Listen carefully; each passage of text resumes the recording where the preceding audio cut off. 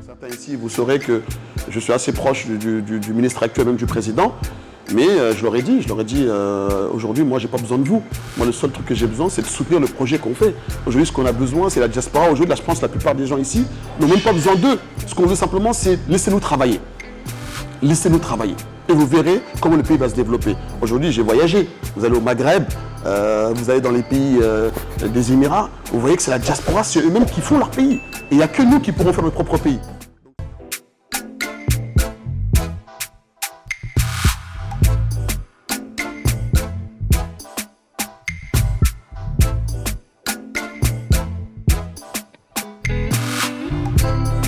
Notre très cher invité, que beaucoup d'entre nous connaissent déjà.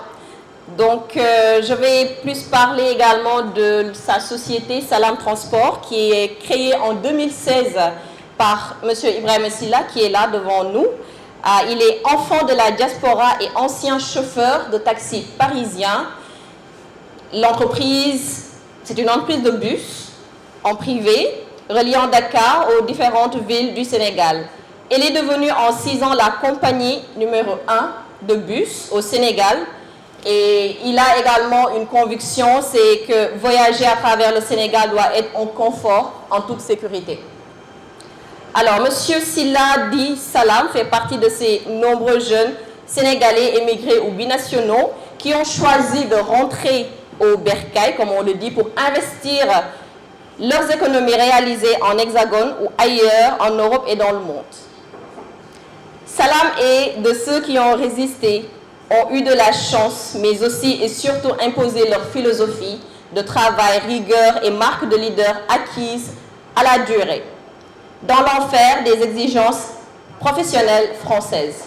C'est le modèle pur et du service qui ne souffre d'aucune approximation qu'il entend instaurer dans l'entreprise de transport qu'il a créée, Salam Transport. Mesdames et messieurs, je vous prie d'applaudir très très très fort notre très cher invité.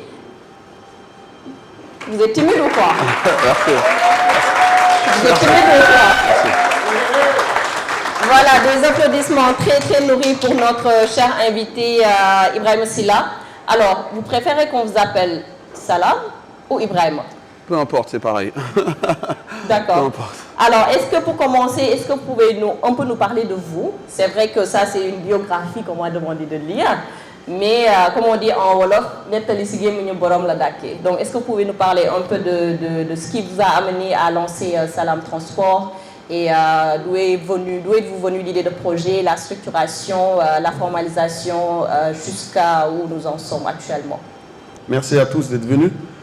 C'est un plaisir d'être parmi vous. On aura tous l'occasion de partir ici enrichis.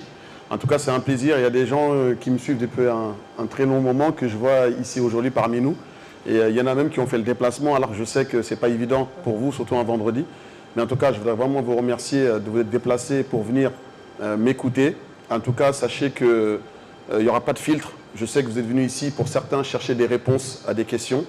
Je suis là pour ça aussi. Donc moi, chez moi, il n'y a pas de filtre, il n'y a pas de tabou. Donc si vous avez des questions, quelles que soient, n'hésitez pas à me les poser. Et j'espère vraiment qu'on quittera aujourd'hui avec beaucoup d'enrichissement en nous. Merci. Magnifique. Je pense qu'on peut enchaîner un peu avec, nous parler un peu de la structuration de Salam Transport. Donc Salam Transport, c'est une société que j'ai créée en 2016. Donc en fait, j'ai été chauffeur de taxi à Paris. Donc j'ai travaillé pendant plusieurs années. Et donc je venais souvent en vacances. J'ai étudié ici aussi pendant 5 années au Sénégal. Et donc ensuite, j'ai fait le chauffeur de taxi. Et taxi, en fait, j'ai été taxi première classe. Pour ceux qui connaissent, c'est, on va dire, le taxi haut de gamme en France. Vous allez comprendre pourquoi après. Et donc du coup, j'ai toujours eu mon attachement au Sénégal parce que mes parents nous amenaient souvent au Sénégal. Et moi, j'ai vécu 5 ans ici, où j'ai étudié le Coran ici. Donc je suis reparti, je suis revenu. Ibrahima Silla, il est né en France. On dit enfant de la diaspora, mais pour moi, il est africain, il est sénégalais. Je ne renie pas la France, parce qu'elle m'a aussi apporté beaucoup de choses que j'ai aujourd'hui aussi. Et donc en faisant des va-et-vient, à bout d'un moment, moi j'habite à Tambacounda. à 460 km d'ici. Et c'est vrai que pour aller cette ville, c'est très chaotique. Ma mère, on souffrait pour le trajet. Je pense que pour ceux qui habitent dans les grandes régions, à peine vous êtes dans l'avion, c'est comme si vous avez déjà voyagé alors qu'on n'a même pas encore commencé. Donc on sait déjà que c'est un calvaire pour allier les régions ici. Et voilà, donc après, j'ai travaillé pendant beaucoup d'années, pendant on va dire une dizaine d'années, où j'ai mis de l'argent de côté. Et avec mon meilleur ami, on a décidé de se lancer au Sénégal. Je lui ai dit qu'il y avait une faille dans le transport. Je lui ai dit qu'il y avait une possibilité, parce qu'à la base, je ne l'ai même pas fait pour l'argent au début. C'est parce qu'il y avait une difficulté d'abord personnelle, parce que voilà, j'ai pensé d'abord aux gens de ma région pour rallier les deux villes. Et après, de fil en aiguille, j'ai commencé à vraiment voir que les gens, il y a eu l'engouement autour de Salam Transport. Et voilà, donc après, on a économisé. On est parti en aventure en Chine. C'est là-bas où j'ai acheté les bus. On en a acheté un. On est venu au Sénégal. Et après, voilà, l'aventure a commencé. Après, on rentrera dans le vif du sujet. Mais voilà, Ibrahima Silla, c'est une personne comme vous. Hein, j'ai rien de spécial. Pour vous dire encore, regardez, j'ai même pas de diplôme. Voilà, j'ai pas honte de le dire. Parce que ça aussi, c'est important qu'on rentre dans le vif du sujet. Parce qu'il y en a plein, entre guillemets, quand ils arrivent en ce qu'on appelle succès, c'est j'ai réussi, c'est mon argent, je suis plus intelligent. Voilà, moi, j'ai pas de diplôme. J'ai étudié, j'ai pas de bac, j'ai rien du tout. J'ai fait l'école, le cursus normal, hein, collège, lycée. Après, je me suis arrêté au niveau terminal. Et après, j'ai travaillé. J'ai travaillé comme pizzaiolo, j'ai travaillé comme livreur de pizza, j'ai travaillé à la poste, j'ai travaillé dans plusieurs intérims. Et voilà, donc si j'explique ça comme ça, c'est pour montrer qu'il n'y a pas de sous-homme, quoi. Voilà, on commence tous par le bas pour essayer d'arriver au sommet. Mais voilà, quoi. Donc c'est un Sénégalais comme vous, qui a travaillé, qui durement, qui a beaucoup de principes aussi. Et voilà, donc après, ça c'est ma petite biographie entre guillemets. Oui. Et après, on rentrera dans le vif du sujet, mais voilà en général, savoir qui je suis. Alors, vous avez lancé, l'entreprise de transport depuis la France, ou bien vous êtes rentré et vous l'avez lancé ici même au Sénégal et commencé les activités. Comment ça s'est passé? Ça aurait été pratique si je pouvais faire comme DHL, transférer de la France à ici. Malheureusement, non, c'est pas le cas, c'est pas le cas. Non. Vous savez, c'est ce qui nous différencie à beaucoup de personnes. C'est-à-dire que je pense qu'ici, la plupart des gens ici sont issus de la diaspora ou qui ont des origines qui ne sont pas de la France. Et moi, ce qui m'a beaucoup aidé, on va dire, au Sénégal, c'est que je me suis tout de suite adapté. Et c'est quoi l'adaptation? C'est, bon, pas tout fondre dans la masse, il ne faut pas dire ça comme ça, mais déjà comprendre les codes. Parce que c'est vrai qu'il y en a beaucoup qui se font piéger dans deux domaines. Le premier, il y en a, ils pensent qu'ils ont la science infuse, ils ont de l'argent, ils viennent de la France, ils sont plus intelligents que tout le monde. Et comme c'est un pays, on passe voir la face, sous-développé, plus ou moins, qui essaie de se développer maintenant, qui commence à prendre... Voilà, donc les gens, ils pensent qu'arriver de la France, ils ont des idées, ça va marcher. Des fois même, hein, c'est pas un manque de respect, mais même le Sénégalais même, il est sous-estimé. On se dit, voilà, lui, il connaît rien, donc moi, je vais arriver, je vais réussir. Il y en a d'autres également qui n'ont pas les codes, qui pensent qu'ils vont arriver avec le système français, tout de suite l'imposer. Et c'est pas... Certains vont dire, oui, c'est dur, c'est l'Afrique. Non, je pense que c'est dans le monde entier. Aujourd'hui, vous allez au Mexique, vous allez au Brésil, vous allez au Nicaragua, vous allez vous adapter à la mentalité du pays. Ça, c'est humain, mais c'est une expérience. Donc voilà, donc moi, je n'ai pas eu de secret, je suis venu, je me suis adapté. J'avais déjà des codes parce que chez moi, déjà, on avait déjà ses origines. Chez moi, à la maison, on mangeait le tchèb. Moi, aujourd'hui, je parle plusieurs langues dialectes, hein, Soninké, Bambara, Diaranké, voilà. Mais tout ça, c'est mes parents qui me l'ont appris. Et voilà, donc j'avais déjà certaines bases. Mais quand je suis arrivé ici, je suis arrivé en toute humilité. Parce que je pense que c'est le plus important. On peut avoir des idées, on peut tout avoir. Mais quand on rentre, il faut rentrer par la porte, pas par la fenêtre. Et le Sénégalais, il faut le comprendre. Parce qu'il y en a beaucoup, ils ont des idées. Hein. Il y en a beaucoup qui ont des facultés, il y en a beaucoup qui peuvent réussir. Mais il faut t'adapter dans le terrain dans lequel tu vas. Vous voyez ce que je veux dire? Et je pense que c'est dans la vie de tous les jours. Aujourd'hui, il y en a qui sont en couple avec certaines personnes. Vous allez vous adapter par rapport à votre compagnon, comment il est aussi. Donc, dans le pays également, il faut essayer de le faire. Et c'est ça, en fait, qui malheureusement, beaucoup de personnes tombent dans le piège. Et c'est pour ça que je suis là aussi, pour leur montrer les vraies réalités. C'est vrai qu'au Sénégal, c'est dur. C'est vrai qu'il y a des difficultés. Mais pour moi, les difficultés, le paradoxe, c'est que pour moi, à la fin, ça devient un cadeau. un cadeau parce que aujourd'hui, devant la salle là, si je vous dis à vous tous de penser aujourd'hui à quelque chose qui vous a marqué dans votre vie, là aujourd'hui, réfléchissez à quelque chose qui vous a marqué dans votre vie et je vous pose la question en vous disant à vous, est-ce que ça vous a changé? Donc c'est vrai qu'au début ça fait mal, mais quand on regarde à la finalité, on se dit que cette chose-là, peut-être qu'elle est bien arrivée parce que ça m'a permis de changer. Et en général, ça change dans le bien parce que ça nous formate. Et c'est ça aussi l'avantage. Et c'est pour ça qu'aussi venir dans la difficulté, c'est important. Et je pense que si je n'étais pas venu dans la difficulté, je ne serais pas là parmi vous aujourd'hui. Aujourd'hui, vous avez une chance que moi, je n'ai pas eue. Vous avez une chance que beaucoup n'ont pas eue. C'est quoi? C'est que vous avez ce genre d'espace qui sont là. Il y a Repat. Il y en a plusieurs qui font ça aujourd'hui. Nous, on n'a pas connu ça. Nous, on est venu un petit peu dans la gueule du loup, à l'aventure. On s'est mangé des coups. Mais voilà, après, comme je vous dis, vous avez cette chance-là d'avoir des gens comme nous qui témoignent de ce qu'ils ont vécu. Et je pense que c'est une grande chance. Et voilà quoi. Oui. Alors, c'est important, vous l'avez dit, hein, ce genre d'espace, c'est vraiment pour venir faire un partage d'expérience. Parce qu'il y a beaucoup de personnes qui veulent faire comme vous, qui veulent venir investir dans le pays. Ce n'est pas pour rien qu'aujourd'hui, Repat Africa enregistre cela pour pouvoir partager dans les plateformes, pour que la diaspora également puisse avoir accès à ces vidéos-là, pour les inspirer et surtout pour partager en fait ce qui a marché, ce qui n'a pas marché, pour qu'ils puissent vraiment avoir cette confiance pour revenir. Vous avez parlé dans votre argumentaire de difficultés. Aujourd'hui, quels ont été vos plus grands défis? Et en tant qu'ancien chauffeur de taxi parisien, et quelles sont les leçons en fait que vous avez apprises et qui ont contribué aujourd'hui à la réussite? On va parler de la réussite plus tard, mais à la réussite de Salam Transport. Là, c'est deux questions en un. Si j'ai monté Salam Transport, déjà je vais sur le côté Salam Transport. D'abord, comme on a développé la société, c'est que moi je suis chauffeur de première classe. Chauffeur de première classe, en fait, à Paris, il y a le chauffeur normal, il y a le locataire, le salarié, il y a la première classe. C'est celui qui prend, entre guillemets, les célébrités, les hommes d'affaires, on l'ouvre la porte, dans la voiture, il y a des bouteilles d'eau, bref, c'est tout un service. Et en fait, j'ai appris comment satisfaire. C'est comme quelqu'un qui va en business, dans l'avion. C'est exactement la même chose. Et j'ai appris comment satisfaire un client, comment soulager un client.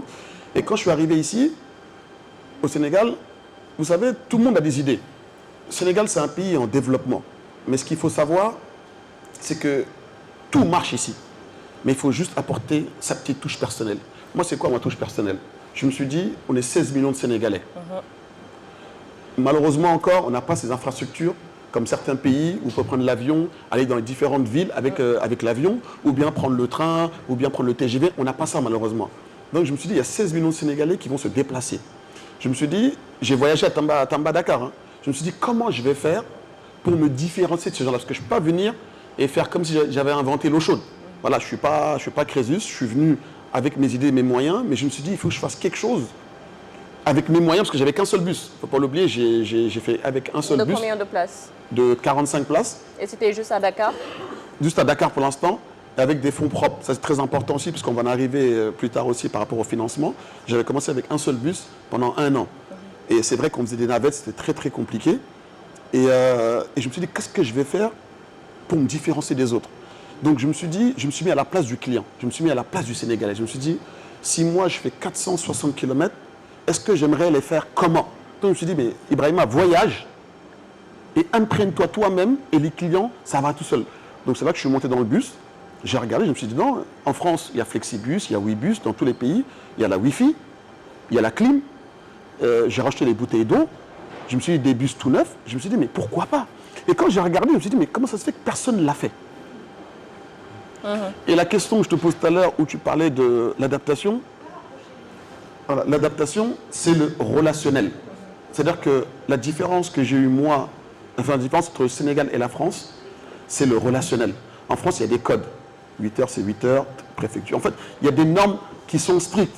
Ici, au Sénégal, malheureusement, c'est plus le contact humain.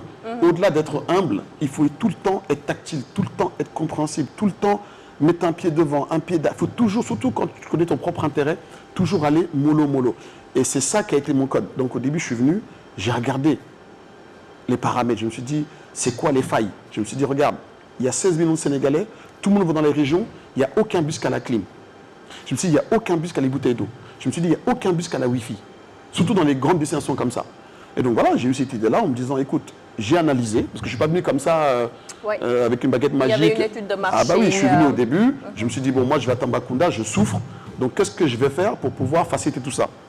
Et c'est de là que j'ai eu l'idée de pouvoir moderniser le transport du Sénégal en créant les différentes formes que je vais expliquer tout à l'heure dans le bus, tout simplement. Super. Alors, vous avez parlé également de différenciation. Aujourd'hui, on le sait, dans le domaine du transport, il y a beaucoup de grands noms. Je ne vais pas citer de marque. Alors, aujourd'hui, comment vous avez réussi à trouver votre place, en fait, devant tous ces grands? Ça, c'est une très très bonne question. Et je sais que ça va faire parler à beaucoup de monde ici parmi nous. D'ailleurs, je vais me lever parce que c'est un sujet très important et je vais d'abord entrer dans le vif du sujet. Dans cette salle, il y a une personne un jour, et je sais qu'elle va se sentir, elle va comprendre ma philosophie. Je ne vais jamais conseiller, mais je pense qu'aujourd'hui, c'est le moment parce qu'on a tous besoin de ce genre d'expérience-là. Vous avez posé une question très pertinente. Il y a une personne de cette salle un jour, elle avait un projet qui était en elle, et du coup, un jour, elle a pleuré. Et je suis allé la voir, j'ai dit, pourquoi tu pleures? Elle m'a dit, parce que j'en ai marre. Je voulais faire ce projet, mais d'autres l'ont fait et tout, nanana, tu vois. Et là, je n'ai pas répondu parce qu'à ce moment-là, elle était un peu frustrée. Donc, je me suis dit, je vais attendre, le moment sera plus calme. Et après, j'ai oublié. Mais la question que vous m'avez posée aujourd'hui, je pense que c'est le moment aujourd'hui à nous tous de pouvoir échanger sur ça. C'est que moi, j'ai rien fait de particulier. C'est-à-dire que vous êtes tous là aujourd'hui à vouloir entreprendre, à faire des projets.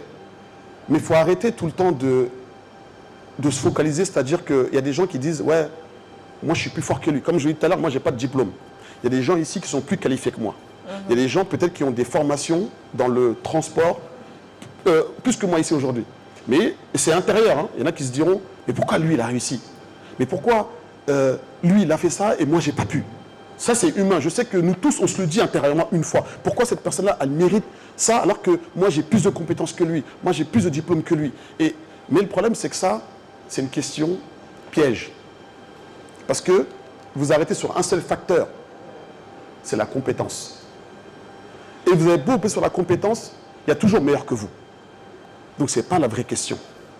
La vraie question c'est, qu'est-ce que cette personne elle a fait que moi je n'ai pas encore fait? Qu'est-ce que cette personne elle a osé faire que moi je n'ai pas encore fait? Et en général, parce qu'à force de dire tout le temps, ouais, moi je suis meilleur que lui, moi je suis meilleur que lui, mais lui il a réussi, à un moment vous créez un feu en vous que vous n'arrivez plus à éteindre. Et ça c'est très mauvais. Mais comme je l'ai dit tout à l'heure, la question c'est, qu'est-ce que lui, il a fait pour en arriver là? Et le paradoxe, c'est qu'à force de penser comme ça, il y a une seule chose sur laquelle vous allez voir après, c'est que cette personne, en général, elle a une meilleure communication. Parce que c'est la communication qui fait tout. Aujourd'hui, il y a des gens qui sont devant d'autres, qui font des contenus, parce que cette personne-là, elle a créé, par exemple, vous êtes là à critiquer, mais il y a des gens aussi aujourd'hui qui font plus de contenu que vous. Il y a des gens aujourd'hui, par exemple, moi je suis devant vous avec un micro, il y en a plein qui n'osent jamais faire ça. D'autres, ils veulent pas, d'autres ils sont sur Instagram, ils créent des contenus, ils se battent, ils persévèrent. Donc en fait, tout ça, il faut regarder ce que les gens y font. Il ne faut jamais regarder pourquoi je ne suis pas comme c'est, qu'est-ce qu'ils ont osé faire que moi je n'ai pas fait. Et quand vous regardez au final, vous verrez toujours que ces gens-là, en fait, ils ont une meilleure communication et une meilleure persévérance que nous. Mais ça, le problème, c'est qu'il ne faut pas se mentir à soi-même. Il faut toujours se faire des autocritiques. Vous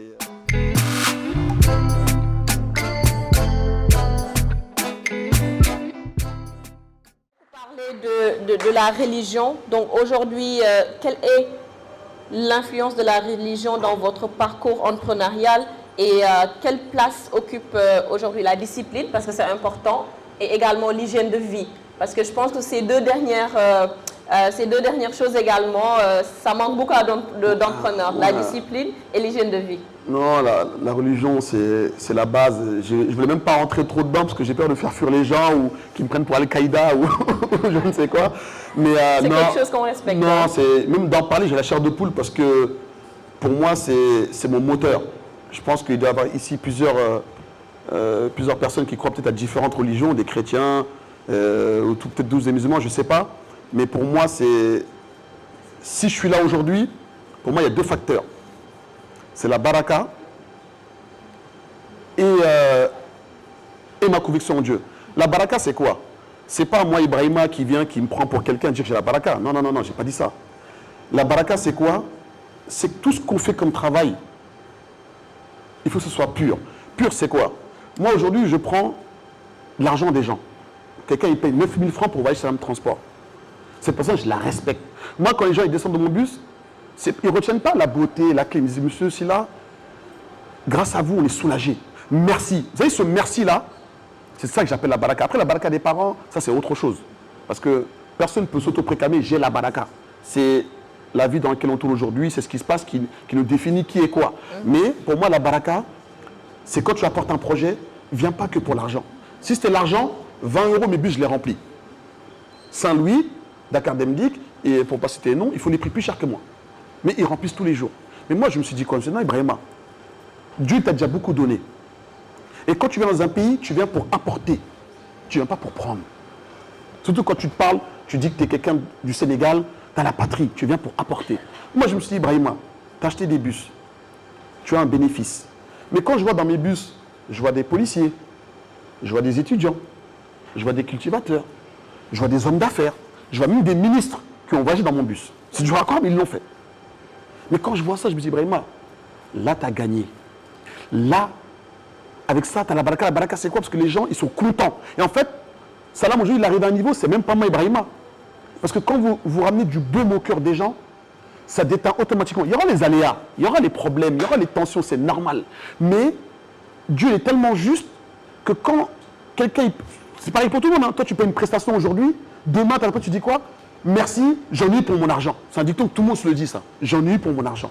Et moi, ma philosophie, c'est Ibrahima, prends pas l'argent des gens, ou demain, tu vas avoir un hack, ou demain, tu dois leur devoir. C'est-à-dire que moi, dans les 9 000, le service que je te donne, ça mérite mes 9 000. Et j'aurais pu le gonfler, hein, mais je me suis dit non. Dans la vie, il faut pas être trop gourmand, se connaître de ce qu'on a. Et la foi, pour moi, c'est la base de tout. Je vais vous expliquer juste une anecdote. Je sais que je suis un peu long, mais il y avait un moment où j'avais une zone de turbulence. Moi, quand j'ai commencé à me transport, j'avais acheté, que je vous ai dit, le bus vert. Et quand j'ai acheté le bus vert, j'ai roulé une fois, deux fois, boum, le bus accident. Bon, j'arrive. Une fois, deux fois, troisième, boum, accident. Et là, mon chauffeur, il arrive. Et il me dit, Monsieur Silla, ici, on est au Sénégal. T'as vu, le fer, c'est avec le fer.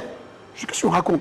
Je vois, il a des guirlandes autour de la taille, mon volant, tout. Je dis, oh là là, dans quoi je suis rentré? Il me dit, non, ici, c'est comme ça, tu vas voir, nanani. Je lui dis, chef, t'as vu, si je suis en arrivé là, c'est pas avec ça. Après, tu as tes convictions, tu fais ce que tu veux. Mais par contre, mets-toi tes guirlandes autour de ta taille, mais dans mon bus, j'en veux aucun.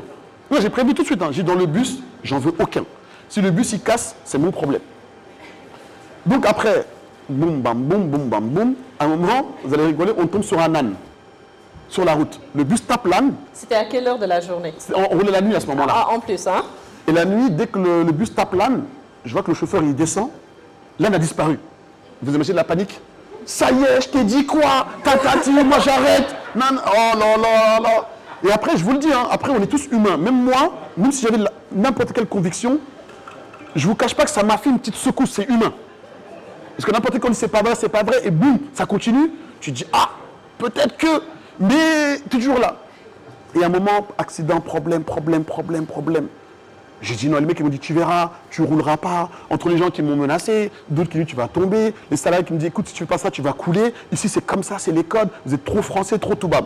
Et un jour, je me suis posé comme ça sur mon tapis de prière et j'ai dit Dieu, oh là c'est pas grave. Si je perds tout, je perds le bus, accidenté, je perds mon argent, c'est le risque. J'ai joué, j'ai perdu, tu me combleras autrement. Mais je te demande Dieu, je te demande une seule chose, Allah. Une seule chose que je te demande. Fais-moi honneur devant ces gens-là. Montre-leur que c'est toi qui as le destin des gens entre tes mains. S'il te plaît, juste montre-leur ça, qu'ils soient convaincus qu'avec la détermination, avec la foi que j'ai en toi, que c'est toi qui as le destin des gens, que ce n'est pas l'être humain qui a le destin d'autres êtres humains. Je demande que ça. Après, si les bus, tu les rentres dans le mur, je l'accepte. Mais s'il te plaît, fais-moi honneur devant eux. Et aujourd'hui, ça fait 7 ans. Il est encore là. Et je suis à 7 bus. Donc, quand vous avez ce genre de foi que Dieu vous anime, ça vous réconforte. Vous savez, quand vous avez des signes, il ne faut pas tout le temps dire « c'est moi, c'est pas grave, j'avance ». Quand tu arrives quelque chose, un problème, tu freines. Pourquoi j'en suis arrivé là? Qu'est-ce qui se passe? Ok, je vais l'accepter. Vous savez, les grands hommes, ce n'est pas l'épreuve en soi. C'est pas l'épreuve en soi comment vous expliquez ça? Qu'est-ce qui fait nous des grands hommes? C'est comment on surmonte l'épreuve. Parce que tout le monde est éprouvé ici. On vit dans un monde, chacun, je vous le dis, aura des épreuves. Parce que c'est les épreuves qui nous rendent forts. Mais qu'est-ce qui nous différencie, nous tous ici aujourd'hui? C'est comment vous surmontez les épreuves. C'est quoi? Je veux un exemple tout bête. Le prophète Youssouf, Joseph, pour ceux qui connaissent, aujourd'hui, il a été abandonné par son père. Ses frères ont voulu le tuer. Imaginez-vous, vous, à l'époque d'ici, aujourd'hui, autant on en est. Son père l'a payé pendant 40 ans. Ses frères ont voulu le tuer. Ils l'ont abandonné dans un puits. Ils l'ont recueilli, ils l'ont vendu. Ils l'ont accusé de viol. Il a fait 7 ans de prison. Imaginez-vous, aujourd'hui, vous subissez ça. On a tous déjà rien qu'entre nous, frères et sœurs, il a pris mon boubou, je le boude. Alors imaginez-vous, votre frère ou votre sœur veut vous tuer. Mais qu'est-ce qu'ils ont fait des grands hommes? C'est comment ils ont surmonté les épreuves. Moi, juste ce que je suis fier de moi aujourd'hui, c'est comment j'ai surmonté. Au début, c'était dur. Mais c'est comment j'ai surmonté les épreuves. Et c'est ça qui fait nous des grands hommes ou des gens encore faibles d'esprit. Donc, la religion, pour moi, c'est la base. Moi, il y a encore plein d'exemples. Après, peut-être que je donnerai peut-être un deuxième à la fin. Mais quand j'ai eu ça, je me suis dit, ah Allah, t'arrives. Parce que ce qui s'est passé, c'est que, c'est encore plus beau, c'est que le chauffeur est venu me voir 5 ans après. Et il m'a regardé, il m'a dit, Sylla, ça fait 4 ans que je te suis. Ça aussi, c'est important parce que la société a déteint aussi de la personne. Alors moi, ça me transmet à des gens qui, quand ils ont vu Salam, ils ont dit, ça, c'est pas sénégalais. La rigueur, la propreté, l'organisation. Donc vous tous ici aujourd'hui, tout ce que vous montez comme boîte, ça va déteindre de vous. Si vous êtes que dans l'appât du gain, ça va déteindre dans votre travail. Si vous êtes dans la négligence de la personne, de l'humain, ça va se détendre dans votre travail. Moi aujourd'hui, ma fierté quand je suis en transport, c'est que j'ai 20 salariés. C'est 20 familles, faites le calcul, 20 personnes. Quand chacun a une femme, ça fait 40. Chacun a un enfant, ça fait 50. Vous imaginez, vous donnez à manger à 50 personnes tous les jours. Comment vous ne voulez pas que Dieu vous récompense dans le travail? Donc c'est avec ce genre de choses-là, de philosophie-là, où je prends beaucoup de recul. Où je me dis, Ibrahima, Dieu t'a beaucoup donné. Donc essaie de transmettre ça aux gens qui sont là aujourd'hui. Allez-y doucement.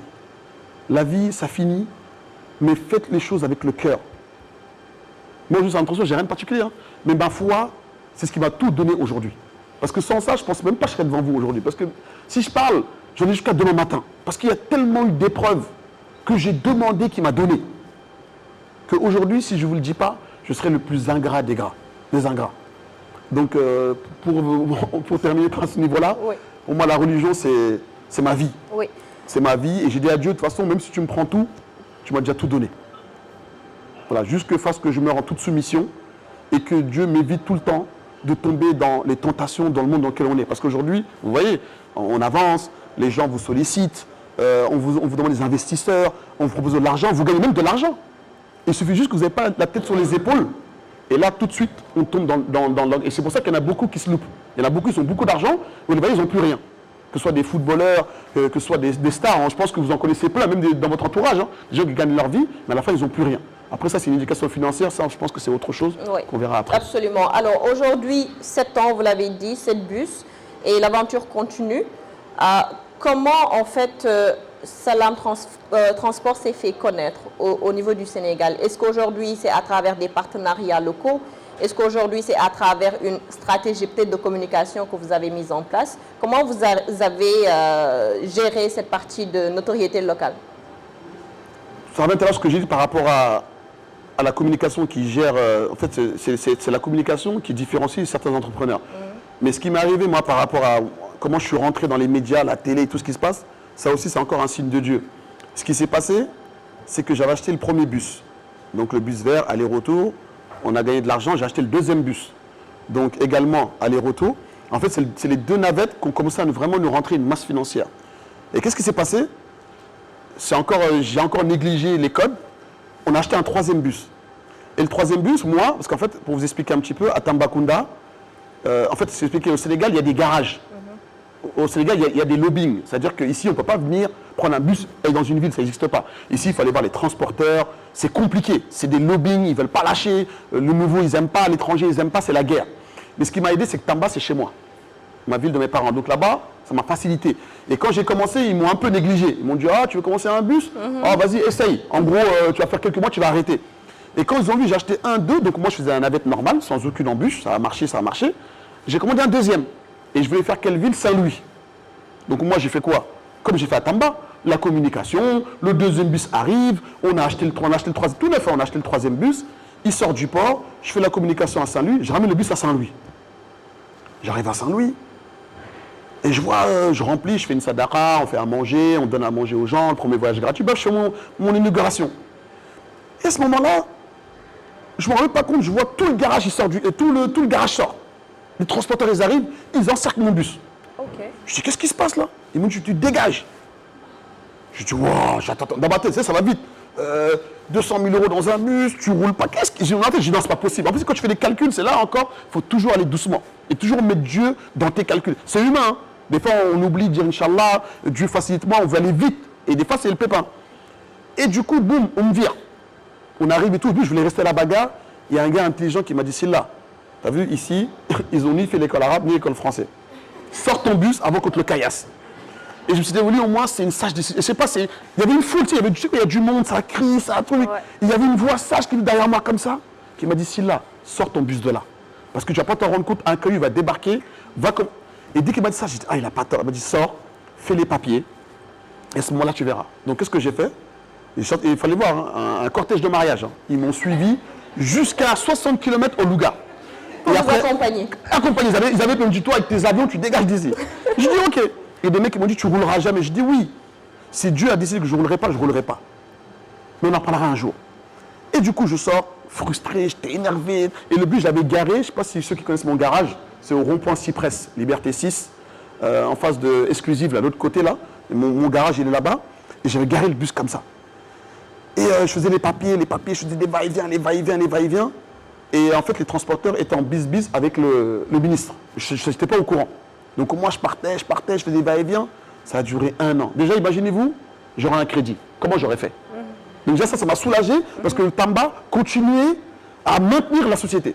Donc le bus était garé, ça me faisait mal, mais je n'avais pas de dette, donc c'était à moi, je m'en foutais. Ouais. Donc déjà, le crédit, regardez où ça m'a mené. Imaginez-vous, j'aurais une dette. Comment j'aurais fait? Oui, c'était comme si vous travailliez avec le premier bus pour la banque. Merci. Donc du coup, j'ai fait ça, le bus était garé comme ça. 1 an, 2 ans, je n'ai pas roulé. Je partais, je revenais, j'étais frustré, je dis Dieu, pourquoi tu me fais ça? Je ne comprenais pas, moi. Et là, écoutez bien, Youssou N'Dour, il passe sur le pont. Et je ne sais pas, pour ceux qui sont là pendant le ramadan, il fait des fois un festival Salam, genre il invite des guides religieux, ils font un peu les tours de Dakar et tout. Et il voit Salam. Il appelle le secrétaire. Il dit, Thérèse, écoute, j'ai vu un bus Salam là, c'est le même nom que nos festivals. Demande-lui s'il peut me le prêter là, et puis on s'arrange. Moi j'étais en France, j'entends Youssou N'Dour, ma tête à la chauffe. Quoi? Moi je suis à Saint-Louis dans la guerre avec les transporteurs, tu parles de Youssou N'Dour? Il me dit oui, donc il monte dans le bus, du journal du 20h, journal de l'Observatoire, 7 spots. Qu'est-ce que je fais? Mon billet d'avion tout de suite. J'appelle madame, je dis tiens les enfants, salam alaikum. Et là, comprenez pas, tu vois? Et du coup, je prends le bus, je prends l'avion, j'arrive. Et moi je suis je voulais vraiment voir ça en réalité. Et c'est là qu'après, donc on a prêté, le bus il ne roulait pas, donc du coup le Saint-Louis. Et après je prends le bus, je le ramène devant chez Youssou N'Dour. Donc il monte dans le bus, il prend ses hôtes, ils font les navettes, tout ça filmé. Et là, boum, il me met dans le journal du 20h à la TFM. Donc tout le monde commence à voir. Alors que moi, parce qu'un jour, pour vous dire une anecdote aussi, parce que je mélange un petit peu, j'étais parti à la TFM pour la première fois. J'étais parti les voir, je leur ai dit, j'ai amené un projet au Sénégal. Parce que moi, un peu, je croyais que tout le monde s'adaptait à moi, c'était la vie était rose. Et quand je suis rentré, déjà, je rentrais avec une pièce d'identité. Salle d'attente, la dame vient, elle me dit, écoutez, monsieur Silla, j'ai amené un projet, j'ai amené des bus tout neufs, donc parlez de moi, quoi. Essayez de me donner de la force et tout. Ils m'ont dit, monsieur, la banderole, 3 millions, le spot, 6 millions. Là, j'avais même pas 1 euro. Je suis dit, oh là là là. Et je suis parti la tête basse, hein. Je suis reparti. Et quand j'ai vu Youssou N'Dour, il m'a appelé, c'est après que le film est venu. Et du coup, donc après, je commençais à magasiner les spots télévisés. Et là où j'étais stratégique, c'est que j'ai attendu, c'était à 1 mois après le ramadan. Donc, ils m'ont mis dans le journal du 20h. Les gens ont commencé à voir le bus. Et là, qu'est-ce que j'ai fait? J'ai emmagasiné les spots. et je les ai diffusés pendant le Ramadan. Et de là, ça a fait un boom. Et du coup, après, les gens ont commencé à avoir une crédibilité. Donc, j'ai commencé à m'habituer avec la télé TFM. Après, ces salariés, quand ils roulaient un peu partout, prête-moi tes bus. Et moi, les gens ici sont là, non, c'est l'argent que tu payes. J'ai dit, non, Youssoundo, cadeau. Prends le bus. Parce que moi, derrière, j'avais ce truc de marketing. Je veux d'abord qu'ils s'habituent à moi, qu'ils sachent que moi, je ne suis pas là pour de l'argent. Et ça a payé parce que ces salariés, ils ont dit, écoute, nous, on est habitués à Salam, on veut que Salam. Donc, du coup, moi, je prête mes bus, mais lui, en échange, il me donne des spots. Donc, on a fait ça. Donc, moi, télé. Et de là, après, boum, vous savez, la jalousie, deux estimés ont vu la même chose. Donc, bim, bam, boum. Et Salam Transport, aujourd'hui, regardez, on a des trentaines de spots, on est dans tous les plateaux télé, et j'ai jamais payé 1 euro. Sachant qu'un spot, c'est 600 000. Et donc, c'est vrai que pour en arriver là, vous avez vu dedans, il y a Dieu qui m'a privé de Saint-Louis. J'étais énervé. C'est pour ça qu'on vit que dans un mal, des fois, il y a un bien. Et dans un bien, il y a un mal. Et c'est là que je l'ai vu. Je me suis dit, attends, il fallait voir, hein. J'étais là frustré, j'étais, regarde, on a mis 200 000 euros. Ah, moi, je n'ai craqué, je regarde le Sénégal, comment c'est méchant. Ils sont là, tu mets de l'argent, tu gaspilles comme ça. Non. Après, je me suis dit, Dieu, pourquoi tu me fais ça? Alors qu'en fait, il m'avait déjà préparé tout ça sans que je le sache. Et c'est avec le recul aujourd'hui que je me dis, regarde, moi, Ibrahim Assila, là, je vais à la TFM, j'ai des émissions à en avoir. Et bonjour les opportunités. Merci. Après, vous avez vu, Econ, Walisek, tout ça par rapport à quoi? Parce que j'ai vu par rapport à la télé. Et tout ça, je vous dis, ça coûte un spot, 600 000. Et aujourd'hui, moi, je rentre à la TFM comme chez moi. Je veux une émission pour lancer une nouvelle ligne. Je lance une nouvelle ligne. Je vais faire des spots pendant le Ramadan. Je pense que ceux qui ont suivi la 2S TV, la télé, mes spots passaient pendant le Ramadan, pendant 1 mois. Et je vous dis, j'ai payé 0 euros. Je n'ai jamais payé de campagne de pub. Tout ce que vous voyez à la télé, je n'ai jamais payé. Tout ça, c'est parce que j'ai su donner pour recevoir. Je ne sais pas si vous avez un peu compris ma logique. Donc, dans cette histoire-là, il y a la main de Dieu par rapport à un bien dans un mal. Et la deuxième, c'est que tout de suite, dès que j'ai vu certaines personnes, Youssoundo, j'ai vu une opportunité. Je n'ai pas regardé l'argent. J'ai regardé la personne, l'humain, et c'est là, après, de fil en aiguille, les choses sont faites et ça me transporte et il est ce qu'il est aujourd'hui. Magnifique. En tout cas, c'est très inspirant. Je suis en train d'écouter avec beaucoup d'attention et je pense que c'est pareil pour nos invités qui sont là. Bonsoir à tous. Moi, je suis le beau-frère à Ibrahim Assila. Et en fait, je voulais intervenir sur un sujet. C'est que Ibrahima, moi, ça fait 15 ans que je le connais. Il ne s'est jamais reposé sur ses acquis. Comme ils viennent de vous le dire là, il y a eu un bus. Il a commencé avec un bus. Des allers-retours, 460 km. Ça fait 1000 km environ par jour. Un bus, il n'y a pas tous les bus qui peuvent le supporter, ça. Il s'est battu. Les allers-retours, comme il l'a dit. Et dans l'entrepreneuriat,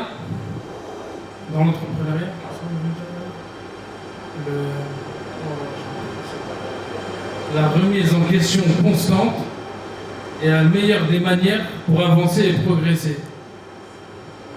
Et aider votre prochain, ça vous a, comme il vient de l'expliquer, aider son prochain, ça peut vous aider plus tard. Comme avec, par exemple, Youssoundo, qui vient de citer, il lui a demandé 0 euros. Et aujourd'hui, comme il vient de dire, il se retrouve sur tous les plateaux télé. Bonsoir, j'espère que vous allez bien. Je me présente, Anna Isata. Donc, je voulais rebondir sur ce que Ibrahim Assila vient de vous dire. Pour moi, la vision, elle est très importante quand on se lance dans l'entrepreneuriat. Ce n'est pas l'argent qui alimente le projet, mais c'est vraiment la vision. Qu'est-ce que vous voulez apporter à votre client, avec quoi vous voulez qu'il reparte quand il a eu votre service. Donc c'est vraiment ce que je voulais dire. La vision, c'est vraiment ce qui va vous permettre de vous lever tous les jours quand ça ne va pas aller. C'est vraiment vous dire, ok, là, cette personne-là, elle va venir chez moi, je vais lui apporter ça et elle va repartir comme ça. Donc en fait, c'est donner le haq à la personne, en fait. Lui dire que vraiment la personne elle va repartir avec ce qu'elle est venue chercher au final chez vous. Donc c'est plus qu'important. L'argent, ça ne fait pas tout. Ça ne fait pas tenir. Par contre, la vision et l'image, est-ce que vous voulez donner à vos clients, ça vous fait tenir, même quand ça ne va pas. Donc voilà, c'était tout et très bien. Magnifique, merci. Bonsoir. Bonsoir. Moi, je voulais appuyer le grand frère qui est ici présent. Merci beaucoup. Je vais le redire en face. Moi, j'ai fait le voyage exprès au Sénégal pour lui. Il faut l'applaudir, s'il vous plaît, parce que là c'est... Alors je vais parler de deux choses par rapport à la religion. Déjà moi je suis converti, donc je me retrouve réellement dans ce qu'il est en train de dire. Et par rapport à la persévérance au niveau du travail, parce que moi Dieu seul sait à quel point j'ai galéré pour le joindre. C'est vrai. Pourtant il est accessible parce que je connais sa famille, son tonton, etc. Et je tiens vraiment à le féliciter parce que c'est un grand frère du quartier. On est de la même ville. Et profitez-en parce que c'est vraiment une chance de ce témoignage-là. J'ai pas envie trop de mettre le visage sur moi, mais moi j'ai grandi en France, etc. J'ai fait des études, etc. Et je pense que beaucoup d'entre vous aussi ont rencontré beaucoup de freins dans le côté salarial, dans le côté entrepreneuriat. Comme il disait, investissez, faites des crédits, allez voir des business angels, etc. Moi ce que je voulais apporter et valoriser de plus par rapport à ce qu'il dit, c'est croyez en votre projet. Quand vous avez une entreprise, c'est comme un bébé, c'est comme votre maison. C'est-à-dire qu'il ne faut pas regarder les autres. Quand vous avez un enfant, vous ne regardez pas les enfants des autres, vous regardez votre enfant et vous le chérissez de tout votre cœur. Et vous pouvez être dans un 2 pièces ou dans un studio et dans 10 ans vivre dans un palace parce que vous avez chéri votre enfant ou même autre chose ou même plus. Donc je voulais vraiment, encore une fois, parce que c'est très important, il revient de très loin. Moi j'ai grandi à Nanterre, je suis ému. Je vous dis la vérité, hein. C'est mon grand frère de cœur, de par son petit frère Bouli, avec qui on est comme ça n'a pas bougé. Et moi j'ai fait le voyage exprès, et quand il vous parle des codes, parce qu'on est dans une logique aussi panafricaniste, c'est très important. Moi ça fait 16 ans que normalement je devais venir au Sénégal, pour la petite anecdote. Ma mère a investi, elle voulait s'en sortir, etc. J'ai pas mis les pieds 16 ans en Afrique noire, c'est mon premier voyage en Afrique noire. Et quand tu parles du code, ça me parle vraiment parce que mes cousins sont là. Je pouvais être dans un hôtel, etc. J'ai décidé d'être dans le peuple, de visiter vraiment le Sénégal et de comprendre les codes pour comprendre réellement quelle valeur ajoutée on peut apporter. Et je ne suis pas le seul, je pense que vous êtes même beaucoup plus compétent que moi aujourd'hui tous ici pour apporter tout ça. Voilà. Merci, tout à l'heure, je l'ai souligné, et j'ai dit que mon associé, en fait, il a comblé certains manques. Parce qu'en fait, on se complète.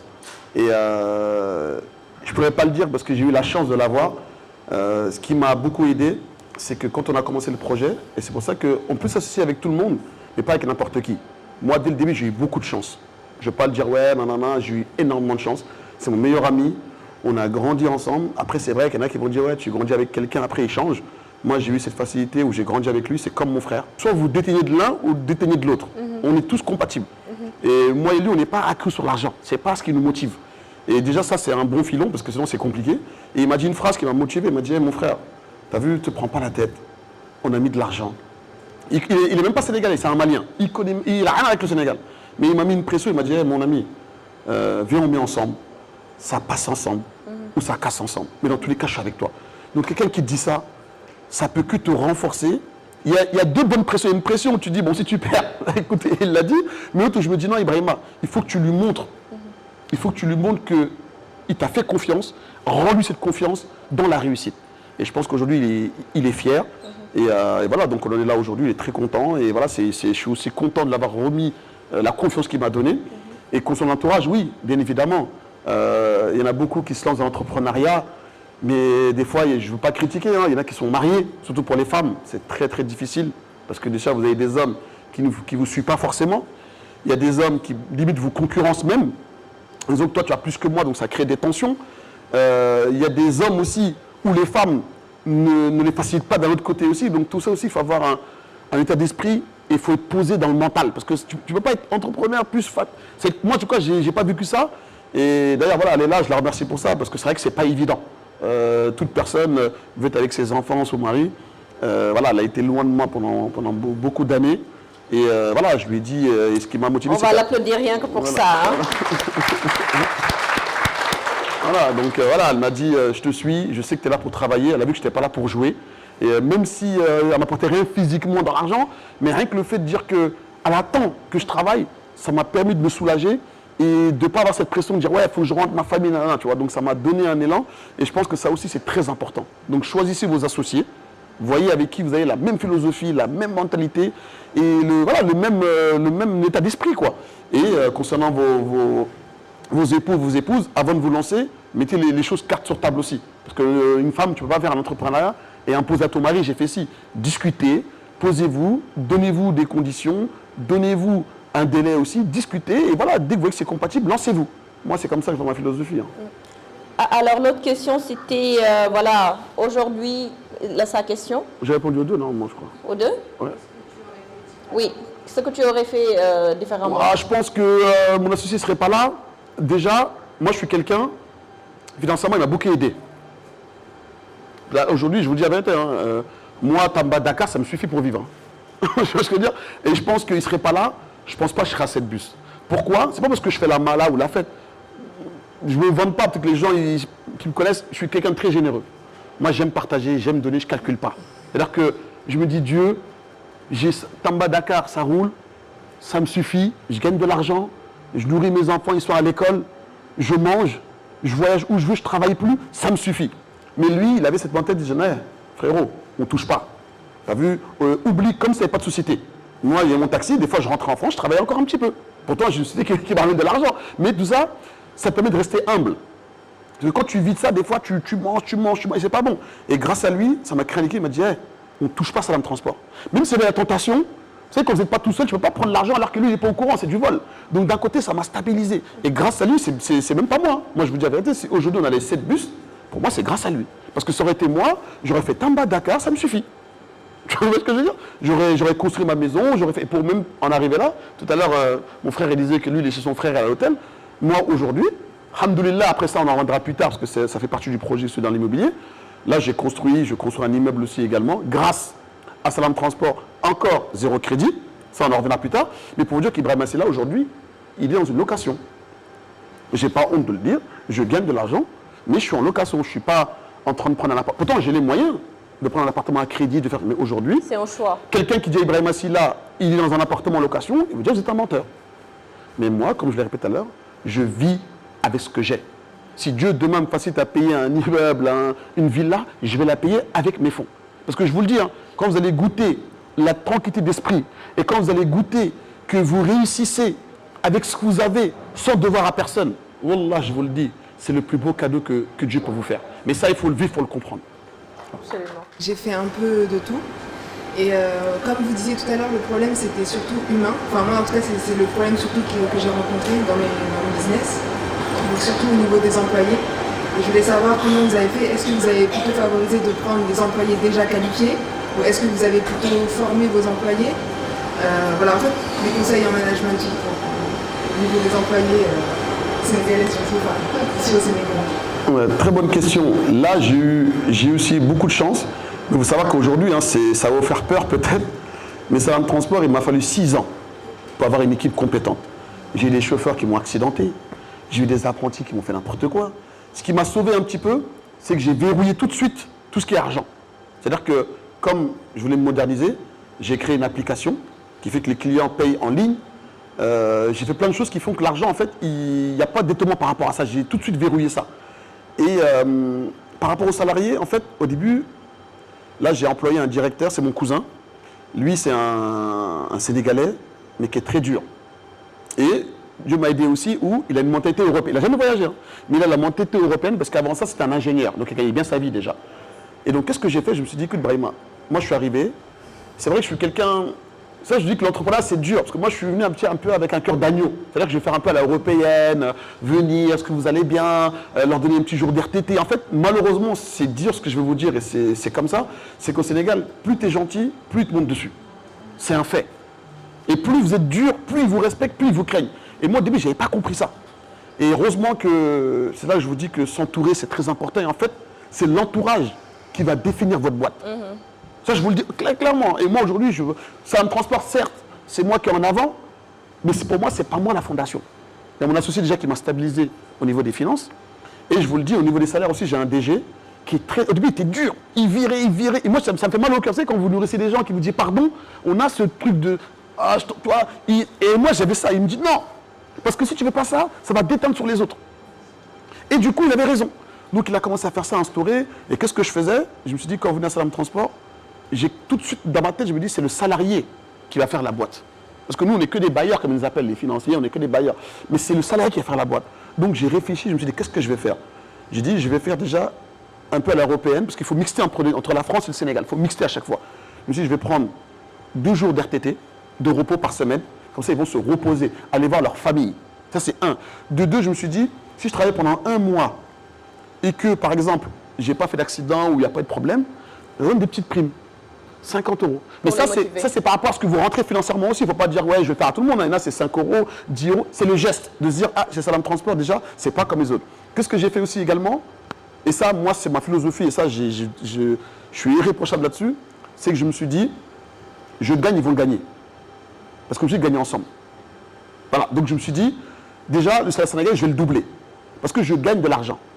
Donc, en gagnant de l'argent, c'est pas comme si c'est une masse financière là, européenne. Là, en France, vous touchez 1 000 €, il faut payer qu'on appelle ça là, faut payer le double, donc vous payez 2 000 € à peu près pour un salarié, je crois, avec tous les charges. Bref, c'est très cher. Nous, ici, Dieu merci, on n'a pas toutes ces bannes financières là.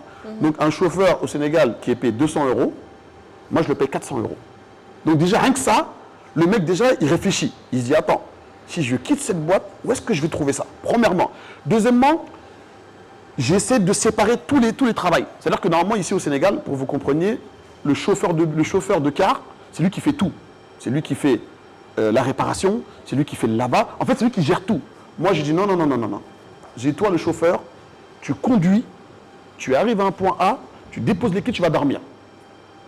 Toi, le caissier, tu es seulement que la caisse. En fait, j'ai séparé chaque domaine de travail. Comme ça, il n'y a pas de je fais beaucoup de travail, l'autre. J'ai calculé, je me suis dit, ce n'est pas une manne financière énorme.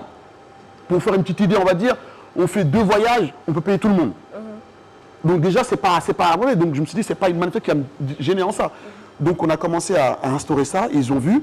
Et là où ça les a beaucoup marqués, c'est quand il y avait le Covid, on continuait à les payer. Et ce que j'ai fait aussi également, parce que malheureusement, au Sénégal, c'est très dur. Moi, ça me fait mal et c'est pour ça que je prie Dieu de faire les 14 réunions au Sénégal parce que mes salariés, juste, c'est des gens qui sont diplômés. Pour vous dire, c'est des gens qui, malheureusement, qui vont à l'université où les parents se sacrifient. Malheureusement, au Sénégal, ici, il y a des privilégiés. Voilà, c'est je te connais, tu me connais, je te mets là. Alors qu'il y a des gens qui sont beaucoup plus compétents que vous, malheureusement, qui sont là en train de travailler. C'est une fierté parce qu'ils travaillent chez moi. Mais je me dis, non, tu ne mérites pas de travailler. Quelqu'un qui a travaillé 10 ans d'études, 7 ans d'études, en train de faire la caisse, moi, ça me fait mal au cœur. Mais je me suis dit quand même, si ça monte, vous allez monter avec nous. Et c'est ce qui se passe. Et des fois, il y a des accouchements. Par exemple, récemment, il y a un de nos salariés qui a accouché une césarienne. Vous savez, ici, les cliniques, c'est 1 million pour faire ça. Salam Transport a financé. D'autres, il y a des décès, Salam Transport qui finance. Il y a un mariage, Salam Transport. En fait, je leur montre qu'on est une famille. Je leur montre que moi, je ne suis pas là que pour gagner de l'argent. Vous êtes bien avec moi, je vais être bien avec vous. Moi, j'ai été éduqué comme ça. Et au début, c'est dur. Hein. Il y en a, malheureusement, ils sont ingrats. Il y en a qui sont ingrats, il y en a qui sont gourmands. Mais après, de fil en aiguille, ils comprennent parce qu'ils savent la difficulté. C'est comme si vous, aujourd'hui, quelqu'un touche 1 000 € en France, demain, je fais un salaire de 3 000 €. T'inquiète pas que tu vas marcher droit parce que tu te dis que où est-ce que je vais trouver ça pour le même travail? Donc, c'est un peu cette philosophie que j'ai amenée. J'ai fait le côté humain, le côté relationnel. Vous n'êtes pas qu'un pion ou qu'un salarié. Vous êtes partie de la famille. Vous êtes la famille Salam Transport. Et quand je les vois qu'ils viennent prendre du thé 2 heures avant le travail, c'est là où tu sais que tu as réussi à vouloir convaincre et à unir toute la patrie pour qu'ils travaillent ensemble. Pour rebondir sur la question, je vais revenir vers vous, pour rebondir sur la question de madame. Les entrepreneurs, d'habitude, au début de l'aventure, ils sont les comptables, en même temps le community manager, en même temps le responsable communication. En fait, ils ont plusieurs casquettes. Aujourd'hui, à quel moment vous vous êtes rendu compte qu'il vous fallait être structuré et recruter un capital humain assez compétent pour pouvoir gérer les activités de Salam Transport? Bon, moi, ça s'est fait naturellement, hein, parce que comme je vous l'ai expliqué, mon associé, il y avait moi et mon associé. Ensuite, mon directeur, lui aussi, il était à Dakar. Et avant de faire le projet, je lui ai demandé. J'ai dit, parce que moi, à la base, comme j'étais en France, je ne pouvais pas être tout le temps là. Donc, je lui ai dit, écoute, on va faire un projet, je vais venir m'installer. Mais avant ça, je voudrais que tu m'aides à gérer. Et c'était un pur hasard. Hein. Mais ce qui m'a sauvé, c'est que les salariés, ils ont le sénégalais, ils ont le français en même temps. Et en fait, on se comblait tous les deux. Et donc, ils étaient là en même temps. Ils avaient le gars qui était doux, qui leur montrait une facilité pour travailler. Et il y avait le Sénégalais où si tu bosses pas, je te vire. En fait, nous deux, on s'est comblés. Et le directeur, on est parti avec lui en Chine. On a fait le travail ensemble. Lui, il a vu la galère qu'on a eue. Il a vu les souffrances qu'on a eues. Et voilà, et après, on l'a très bien payé aussi, parce qu'il faut aussi motiver. Donc, il a un pourcentage sur la société qui fait qu'aujourd'hui, avec ce qu'il gagne, il est obligé de... C'est sa vie, en fait. En fait, j'ai réussi à transmettre ça. Lui, il se dit, si je me loupe, je vais vous tuer. Donc, en fait, c'est comme si... je ne sais pas comment vous expliquer. Vous faites un circuit où tu dis, écoute, toi, je te paye bien, mais si, à cause d'eux, tu peux tomber. Donc, lui, il est obligé de les menacer. En fait, j'ai fait un cercle comme ça. Et puis, voilà. Mais après, voilà, je les remercie ici aujourd'hui parce que c'est très, très dur. Ce qu'ils font là, je les honore. Et je les mets sur ma tête parce que ce qu'ils font, c'est très très compliqué. Moi, je ne sais pas dans quel domaine chacun d'entre vous est, mais le transport, c'est très difficile. Il faut savoir qu'aujourd'hui, Salam Transport prend plus de 600 clients par jour. Donc ça veut dire que c'est 600 caractères différents. C'est 600 personnes qui sont en colère. C'est 600 personnes qui peuvent venir grincheux. Donc malheureusement, mes salariés, c'est eux tout de suite qui sont confrontés à ces gens-là. Donc c'est pour ça que je les ai appris à garder une sérénité. Je leur dis, écoutez, moi je vous respecte. Je vous paye bien. Tout ça, c'est parce que donc, vous aussi, rendez-le-moi dans mes clients. Et voilà, tout naturellement. Vous avez structuré votre entreprise, entreprise en bonne et due forme, avec l'INEA, registre de commerce. Comment ce problème pour la formalisation? J'en viens à la question, parce que tout à l'heure, vous avez parlé de salariés, vous avez parlé de césarienne, d'accouchement, et puis vous avez parlé de frais, et vous avez dit que c'est Salam qui paie. Donc ma question, c'est que c'est les salariés, normalement, ils ont un bulletin de salaire, des cotisations un peu partout. En fait, caisse de sécurité sociale, est-ce que en tant que... Je le dis parce que j'ai fait un peu une enquête au niveau des autres sociétés de transport qui se plaignent beaucoup. Est-ce que c'est des contrats? C'est important parce que si vous dites que tout le monde gagne, donc il y a les contrats, il y a le salaire, le bulletin de salaire, avec toutes les rubriques, parce que ça aussi, c'est vous gagnez, je gagne. Merci. C'est une très bonne question. De toute façon, moi je pense que quand on se met en règle, il faut se mettre en règle jusqu'au bout. Les salariés sont couverts, ils sont assurés, mais vous connaissez le Sénégal. Certaines mutuelles ne prennent pas certaines maladies en charge. Donc nous, on leur paye les cotisations. Il y a des cliniques où vous ramenez les mutuelles, ils ne les prennent pas. Et même s'ils les prennent, c'est une partie. Et par rapport à... Il faut comprendre aussi que c'est des gens aussi qui ont une famille derrière eux. Il y a des gens qui comptent. En France, en général, chacun un peu chez soi. T'es chez maman, on a des aides, on a des allocations familiales, on a des appels, on a beaucoup d'aides. Et ici, malheureusement, on n'a pas ça. Même si lui, derrière, il a des aides, mais derrière, il y a le loyer. Il y a aussi les parents aussi qui mettent une pression. En général, ici, on vit beaucoup avec les familles, les grands-parents, la belle-mère. C'est toujours des grandes cours. Donc, tout ça, on a pris en compte. Nous, on s'est dit, on les respecte. Ils ont leur contrat. Ils ont leur heures de travail. Ils ont leur mutuelle.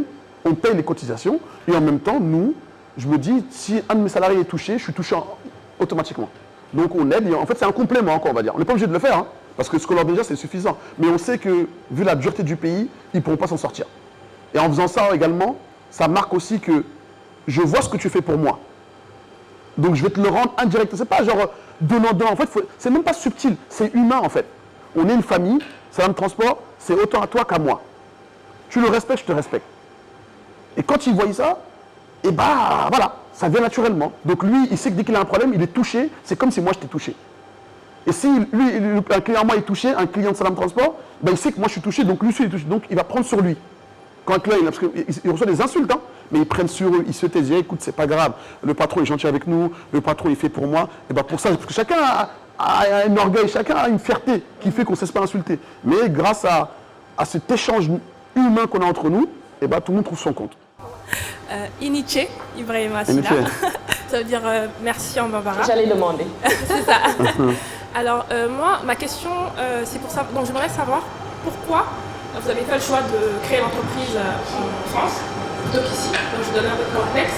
Moi je travaille sur une plateforme de sourcing africaine qui va permettre à des entreprises à l'international de pouvoir se sourcer en Afrique. Et donc comment vous avez fait ce choix? De créer quoi en l'entreprise en France. Pourquoi j'ai pas fait ça en transport en France?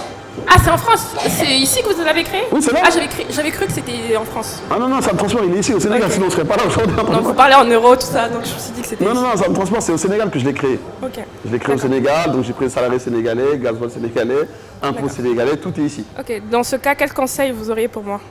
Quel conseil Vous auriez à me donner? Pour est-ce que je devrais créer l'entreprise en France ou ici? Je rappelle le contexte. Je travaille sur une plateforme de sourcing. Donc, des entreprises internationales vont venir se sourcer en Afrique. Ok.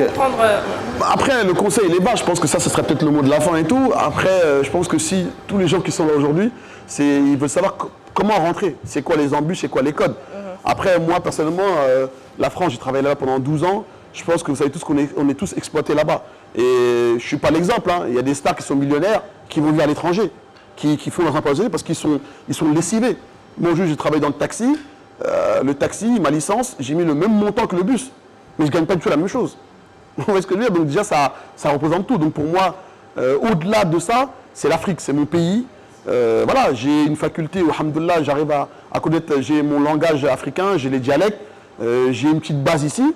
Donc voilà, je me suis dit que retourner au Sénégal, c'est la retour naturelle aux ressources, tout simplement, tu vois. Après, maintenant, la France-Sénégal, c'est chacun ce qu'il veut. Mais je pense que ceux et tous là aujourd'hui, c'est comment revenir au Sénégal et pas en France. Sinon, je pense qu'on aurait fait ça à porte-maillot au Palais des Congrès.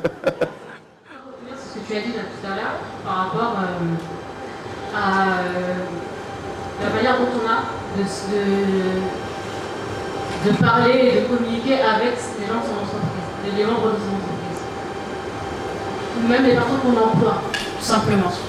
C'est-à-dire qu'en fait, étant donné que les Européens, les gens de l'extérieur, quand ils viennent au Sénégal ou quand ils viennent en Afrique, ils payent les gens d'une manière dérisoire.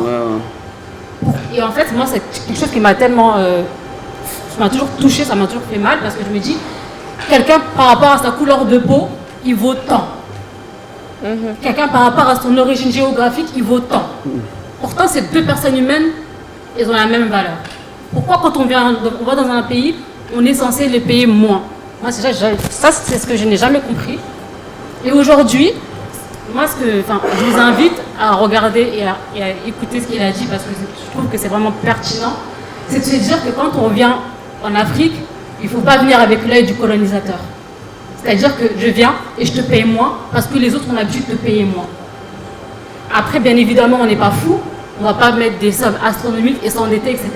Mais par contre, il faut savoir s'adapter et avoir aussi un œil humain, parce qu'on est des humains. L'humain, il a perdu trop de sa valeur et c'est ça qui est très dommage dans nos sociétés. Et du coup, c'est pour ça que là, je parle avec un peu d'émotion, parce que c'est quelque chose qui me touche. Je me dis qu'on ne peut pas se dire, je viens, je travaille avec quelqu'un et je te paye mal et je te regarde souffrir dans ta douleur. Non. Tu travailles pour moi, tu te lèves, tu viens travailler et tu es là, tu galères. Non. Après, Fadem, je réponds à ta question, elle est très bien. Après, comme j'ai expliqué tout à l'heure, chaque personne déteint de sa société. Ouais. Tu as vu, ce que tu es, c'est ce que tu vas refléter dans la société. Et je pense que nous tous ici aujourd'hui, on n'est pas là que pour dire, ouais, c'est vrai, je viens de la France, c'est vrai que je viens de la France. Ouais. C'est vrai que Salam Transport, ce que j'ai apporté, c'est une touche française, une touche européenne, une modernité, c'est vrai. Mais d'un côté aussi, il faut que tout va avec. C'est pas que tu prends un, tu laisses l'autre, premièrement. Et deuxièmement aussi, nous tous, moi j'ai connu le salariat. Tout à l'heure, je vous ai dit que je suis content, je ne travaille plus, c'est ma fierté, c'est vrai. Mais moi, j'ai connu c'est quoi galérer. J'ai su c'est quoi se lever tous les matins à 4 h du matin, aller voir un patron pointé. J'ai vu c'était quoi quand tu arrives, tu as 1000 €, il te reste 50 €, tu commences à cogiter, tu fais un restaurant dans le mois. J'ai connu ça. Donc, il y a que les gens arrogants qu'il faut les mecs qui ont oublié. Donc, tout ça aussi, c'est une éducation qui est propre à soi. Tu vois, ce que tu dis là, c'est chacun est comme... Et en général, hein, ce que tu dis là, les gens qui sont comme ça, c'est ce qu'ils reflètent en général. Pingres, durs, et ils sont comme ça dans la vie, et toute la vie, c'est comme ça. Parce que Dieu, il t'éprouve que ce que tu aimes, que ce que tu aimes.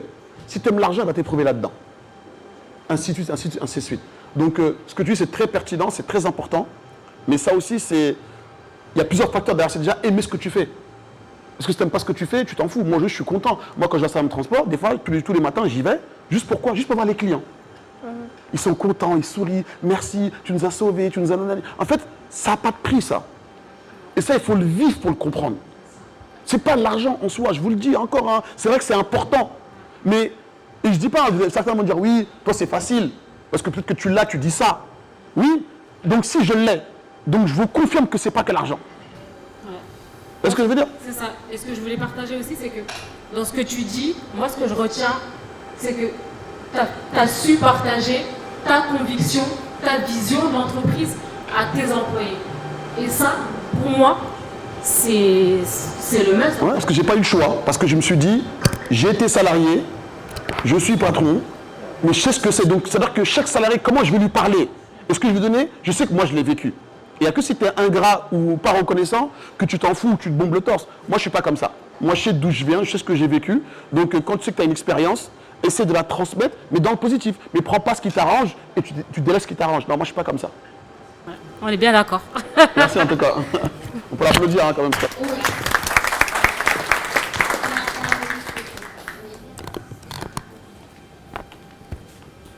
Je tiens les deux en même temps. Salam alaikum. Et barakallahu fikoum frère. Donc je te remercie beaucoup. Donc moi mon nom c'est Eliman Foster. Donc je suis le CEO de Abel Foot. Donc moi je suis dans l'entrepreneuriat depuis 2006. Et aujourd'hui c'est ma 3e boîte Abel Foot. Donc aujourd'hui on est présent dans 4 pays où nos produits sont distribués. Donc aujourd'hui Abel c'est plus de 60 produits que vous retrouvez généralement si vous allez dans les grandes surfaces ici au Sénégal. Vous avez trouvé des épices, des condiments et plein de produits de la marque Abel. Donc parmi ce que aujourd'hui Ibrahima il a partagé avec nous, c'est toujours des skills en fait que j'ai retrouvés, des soft skills que généralement l'école ne nous apprenne pas. Et aujourd'hui il en a parlé. Et en termes de skills, la première des choses que moi et que moi-même je ressens et qu'il a parlé, c'est la fiabilité. C'est quand on dit quelque chose, il faut le faire. On respecte ses engagements. Ça, c'est un skill, la fiabilité, on ne l'apprend pas à l'école. L'humilité, c'est un des skills aussi. Mais l'humilité aussi, on ne l'apprend pas à l'école. Il a parlé qu'aujourd'hui, il vit en location.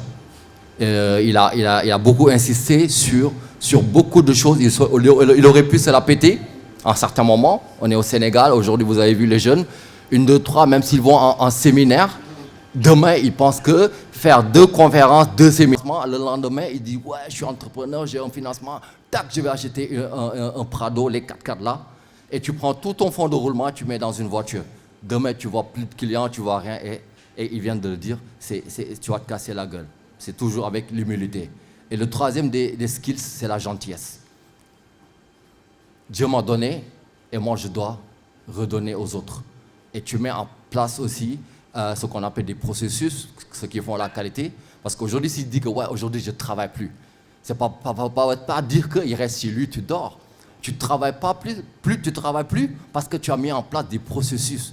Et c'est ces processus-là aujourd'hui qui vont marcher pour vous et ils vont travailler pour vous. Et ça, encore une fois, c'est une des qualités que j'ai entendues. Moi, j'ai eu la chance dans mon travail, je travaille avec ma femme en même temps aussi, parce que je l'ai nommée directrice. Et aujourd'hui, c'est elle qui gère même l'entreprise. Et ça m'a beaucoup aidé d'avoir en fait quelqu'un qui est derrière et qui nous comprenne, qui nous épaule. Et dans mon métier, l'agroalimentaire, l'agrobusiness, j'ai 90% de femmes dans mon métier. Et je pense que dans le milieu du transport, c'est le contraire. On a plus d'hommes. Et on voit un peu la difficulté de part et d'autre de travailler avec autant de femmes ou bien de travailler avec d'hommes. En tout cas, ce n'est pas facile du tout. Et au Sénégal, comme il a dit aussi, les Harry Potter, on en connaît. Et si on vient investir, ce n'est pas... Non, les Harry Potter, moi par exemple, aujourd'hui, beaucoup quand je parle d'Abel, ils ne se connaissent pas, quoi. Et pourtant, j'ai 66 produits, j'ai plus de 160 points de vente. On va faire la minute. Où est-ce que vous distribuez exactement? Vous allez à l'hypermarché exclusif, je suis dans les Shell, je suis dans les Pridou, je suis dans tous les Dubai Oils qu'il y avait à l'époque. Aujourd'hui, je suis avec les chaînes de distribution Saint-Teranga. Donc en Belgique, vous allez à Matongué, etc. Moi, je suis de 9-3, Épinay-sur-Seine, etc. Donc pas mal de pays, et je vends aussi un produit comme le Bissap ou en Mexique même, où on retrouve mes produits et tout. Ouais. Donc à Harry Potter, c'est les gris-gris. C'est le maraboutage. Moi par exemple, chaque fois je dis ouais, je vais faire une publicité, je veux que les gens ils connaissent ma marque. Ma mère m'appelle, me dit demain tu vas échouer parce que dès que les gens ils connaissent le mauvais œil. Donc du coup, même par rapport à la communication aujourd'hui, on a une certaine déficit. Et la méchanceté, on n'en parle pas, etc., etc. Donc tout ça, c'est pourquoi, franchement, l'entrepreneuriat au Sénégal, c'est un sport de haut niveau. Donc merci beaucoup. Absolument.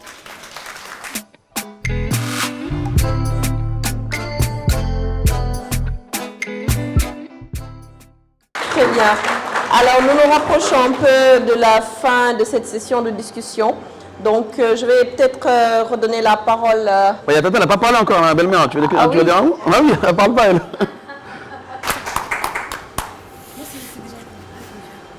Bonsoir. Bonsoir. Alors, moi, je vis à Paris, en fait. Et donc, je suis la maman de la femme de Marina. Pour vous dire qu'il a fait des sacrifices, oui, effectivement, avec ma fille qui est restée quelques années toute seule à Paris. Donc, forcément, lui, il a travaillé pour sa famille pendant des années. Et je sais pas quoi dire. Non, mais dis, tranquille. Donc, en tout cas, je le remercie parce qu'il s'occupe bien de sa femme et de ses enfants. Il a fait beaucoup de choses pour eux. Et Inch'Allah, que Dieu lui donne encore toute cette force qu'il a aujourd'hui. Parce que je pense qu'il a réussi en fait. C'est-à-dire, c'est vrai qu'il s'est sacrifié beaucoup pour sa famille ici et là-bas. Voilà. Et moi, je suis très reconnaissante. Tout ce qu'il apporte à ma fille, et à ses enfants et à tous les gens qui l'aiment. Voilà. Magnifique. Merci. Merci beaucoup. Salam alaikum. Alaikum salam. Déjà, je tenais à te féliciter par rapport à tout ce que tu as pu faire. C'est vraiment très très impressionnant. Moi, c'était pour une contribution. Moi également, j'ai vécu à Paris. Hasard, j'ai fondé mon cabinet en 2016 également. Je suis rentré, ça fait 8 ans. Donc, je suis conseiller en gestion de patrimoine. Donc, on parlait d'éducation financière tout à l'heure. Malheureusement, dans la communauté, je trouve qu'on a un gros déficit de ce côté-là. Et c'est vraiment quelque chose de très important. Ouais, exactement. Donc, pour revenir sur ce que tu disais, moi, le conseil que j'ai à donner, en tout cas, c'est que dans tout projet d'entrepreneuriat, il faut mettre l'humain au centre du projet. C'est très important. Okay ? Aujourd'hui, le plus important, c'est de savoir l'impact qu'on a autour de soi. Okay, c'est pas l'argent, c'est bien, comme tu le disais tout à l'heure, mais c'est pas pour fanfaronner, pour bomber le torse ou quoi. Mais l'impact qu'on a autour de nous, le nombre de familles qu'on fait manger, qu'on nourrit, et également ce qu'on inculque à ses employés, les valeurs, c'est important. Tu parlais de religion tout à l'heure, je pense que c'est très important. Dernière chose, aujourd'hui, on le sait tous, hein, ça va se passer en Afrique, ça se passe déjà en Afrique. On dit que l'Afrique est l'avenir. Non, l'Afrique est déjà le présent et est l'avenir. Et les choses, c'est nous qui les ferons. Il n'y a personne qui va le faire à notre place. Ça, il faut arrêter de se plaindre, de dire oui, on ne respecte pas l'Afrique. Avant qu'on nous respecte, il faut qu'on se respecte nous-mêmes. Et ça, par rapport à ça, je pense que le degré d'exigence qu'on doit avoir par rapport à tout ce qu'on entreprend, il doit être super élevé. Et bravo, tu l'as très bien réussi. Moi, j'ai pris tes bus à plusieurs reprises parce que je suis originaire de Saint-Louis. Donc, je fais souvent la navette Dakar-Saint-Louis. Et voilà, tu as placé la barre très haut. Et c'est ce qu'il faut. Et donc, tous les projets qu'on va créer, qu'on va mettre en place, c'est ce qu'il faut en termes d'exigence pour qu'on puisse développer nos pays parce qu'on a le potentiel, que ce soit les potentiels naturels, le potentiel humain, les compétences. On a tout ce qu'il faut. La seule chose, c'est de faire les choses et c'est à nous de jouer, en fait, tout simplement. Très bien. Merci. Ouais, il a très bien résumé, hein. Franchement, merci pour ce que tu as dit. Et, en fait, alors, j'entendais quand tu parlais d'éducation financière, certains nous secouaient la tête que ça touche beaucoup de personnes. Mais il a tout résumé. Et, en tout cas, je vous l'ai dit, hein, être un homme ou être une femme, c'est pas dans ce qu'on monte, c'est dans son foyer. Ça commence d'abord chez toi. Ton père, ta mère, tes frères et sœurs, ton mari ou ta femme et tes enfants. C'est là où tu es un homme. Après, dehors, ouais, mais ça ne sert à rien de faire le fanfaron dehors alors qu'à la maison, il meurt de faim. Et pour moi, ça aussi, c'est une éducation qu'on a en nous-mêmes. Mais tu as tout résumé par rapport à l'éducation financière. Et voilà, maintenant, chacun sait comment il a eu la sueur de son front, l'argent. Maintenant, si c'est pour gagner de l'argent, à taper des crédits pendant 20 ans, 30 ans, les problèmes, ne pas dormir, chacun est libre. Moi, je suis là pour exprimer mon expérience. Je vous l'ai dit, je n'ai pas de diplôme. J'ai pas de diplôme. j'avais pas d'argent de côté, j'avais rien. J'ai commencé avec 50 € dans le taxi. D'ailleurs, ça c'est une anecdote que j'ai oublié de dire. J'ai commencé avec 50 € de taxi. C'était Nanterre, Pont-de-Neuilly. J'ai pris un client, il m'a dit porte de Bercy. Mon argent il a commencé là-bas. Donc avec 50 €, commencer avec ce qu'aujourd'hui, c'est que c'est possible. Moi, je suis pas là, je suis pas un Instagrammeur, je suis pas un influenceur, je suis pas là pour vendre du rêve. Après, peut-être que chacun n'a pas le même destin que moi, certes. Mais je vous l'ai dit, j'ai commencé avec rien. C'est que c'est possible. N'ayez pas ce truc de non, prête-moi, donne-moi là, oh mais j'ai pas assez, je peux rien faire, arrêtez. Aujourd'hui, quelle est la vision d'avenir de Salam Transport? Et on sait, hein, demain, on sait, Dieu seul sait ce qui va se passer demain. Mais aujourd'hui, vous avez des ambitions, vous avez une vision d'avenir. Est-ce que vous pouvez nous en parler? Et pour finir, quel conseil vous donnez à la diaspora, aux jeunes qui veulent entreprendre? Donc, quand vous donnerez le conseil, j'aimerais vraiment que vous regardiez la caméra. C'est Ibrahim Assila ou Salam? Parce que c'est... Alors, la vision d'avenir de Salam Transport. Okay. Ouais, bah, comme tout à l'heure, je l'ai souligné, ils l'ont dit tout à l'heure, c'est facile de dire il n'y a pas ça au Sénégal, il n'y a pas ça au Sénégal. C'est à nous de changer. Moi, j'ai un défi, j'ai un combat. Comme je vous dis, maintenant, c'est devenu mon cheval de bataille. C'est maintenant, je vais changer le transport au Sénégal. C'est mon pays. Alhamdoulilah, Dieu m'a aidé, m'a facilité aujourd'hui à avoir une autorité dans le transport, à avoir une image dans le sens, voilà, aujourd'hui tout le monde connaît Salam Transport, je pense que ça a dépassé les frontières, vous avez vu les émissions sur Arte, les chaînes françaises, tout le monde en parle, pour moi c'est une fierté, mais au-delà d'une fierté, pour moi aussi c'est une arme avec laquelle je vais me défendre pour pouvoir continuer à développer le Sénégal. Et je vais tout faire pour faire les 14 régions. Aujourd'hui, vous êtes les premiers ici à qui je parle de ça. Je ne sais pas ce que l'avenir me réserve, peut-être que je vais mourir ou peut-être que je ne sais pas, mais au moins dans peut-être 2 ans, 3 ans, 4 ans, vous vous direz, bah, on était là le jour où il l'avait dit.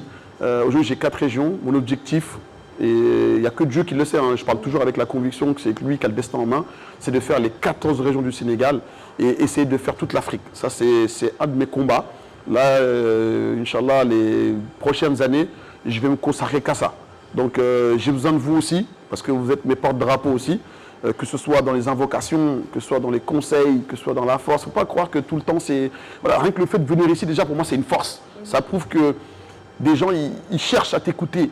Tu es peut-être pour certains une référence, peut-être qu'ils attendent des conseils, peut-être qu'ils ont honte de certaines choses, mais toi, tu l'as dit tout haut, ce qu'eux, ils pensent tout bas. Et je sais qu'il y en a plein, c'est ce qu'ils ont ressenti aujourd'hui, et c'est une mission.